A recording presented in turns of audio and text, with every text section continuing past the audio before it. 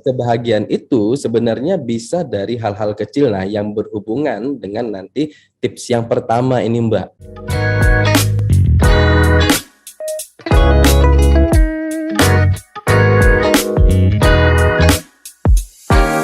Kalau misalnya ngomongin kebahagiaan, definisi dari Dokter Fir sendiri itu gimana sih tentang kebahagiaan, Dok? Silakan.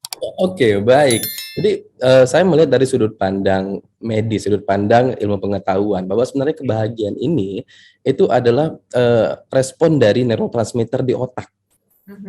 Medisnya seperti itu. Nah, kalau kita bilang kebahagiaan tuh harus seperti ini, itu malah membuat kita jadi tidak bahagia karena ada suatu standar, ada keharusan. Ya.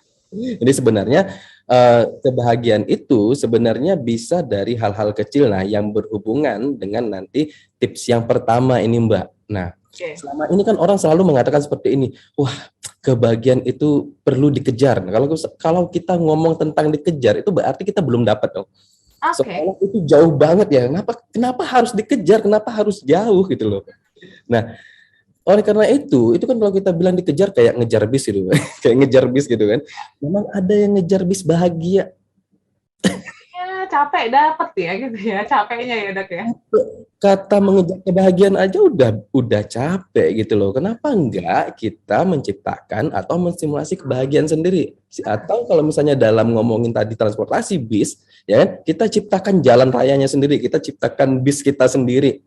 Dan dia selalu siap sedia untuk diri kita. Nah, tips yang pertama yang akan saya bagikan ini Mbak, bahwa tadi bisa kebahagiaan itu nggak harus 100%, bisa dari hal-hal kecil. Sehingga tips yang pertama adalah untuk bisa menstimulasi kebahagiaan adalah dengan mensyukuri hal-hal kecil. Dengan mensyukuri hal-hal kecil. Nah, kita ngomong tentang mensyukuri hal-hal kecil. Selama ini ketika kita memiliki standar yang terlalu tinggi, bahagia harus seperti ini, bahagia harus seperti itu, padahal ada banyak hal-hal kecil di sekitar kita yang sebenarnya bisa kita syukuri yang membuat kita bahagia, akhirnya otak itu akan mendelesi itu. Kalau di NLP kan ada filter otak ya, sesuatu yang tidak kita perhatikan akhirnya dibuang, gitu kan, dibuang. Nah, padahal banyak hal-hal yang kecil itu yang bisa membuat kita bahagia, tapi kita buang gitu loh.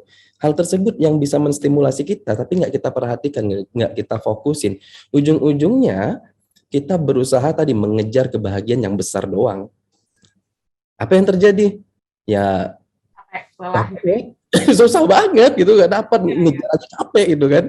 Nah, yang pertama adalah tadi fokus kepada hal-hal kecil yang bisa membuat kita bahagia. Nah, itu pernah tahu kalau misalnya Pak Hing sering berbicara tentang framing. Nah, salah satunya adalah ketika kita bisa melihat hal-hal kecil untuk membuat kita bahagia adalah kita melihat memfokuskan diri pada atensi positif, pada hal baik. Bukan berarti bahwa kita denial terhadap hal buruk yang terjadi. Enggak kita terima, tetapi sekarang kita lebih fokus kepada hal-hal yang positif, hal-hal baik, hal-hal yang membuat kita bahagia, hal-hal yang membuat berkah kepada diri kita.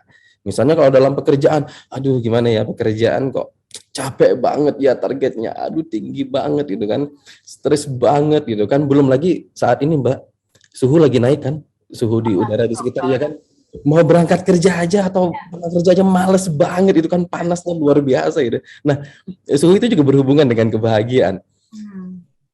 Tapi kita coba pikirkan bahwa ketika kita bekerja, ada apa hal-hal kecil yang bisa kita syukuri? Oh, ternyata saya sekarang bisa mendapat pendapatan yang secara berkala, terus saya juga bisa berinteraksi sosial, saya bisa mengembangkan diri, ya kan? Hal-hal kecil.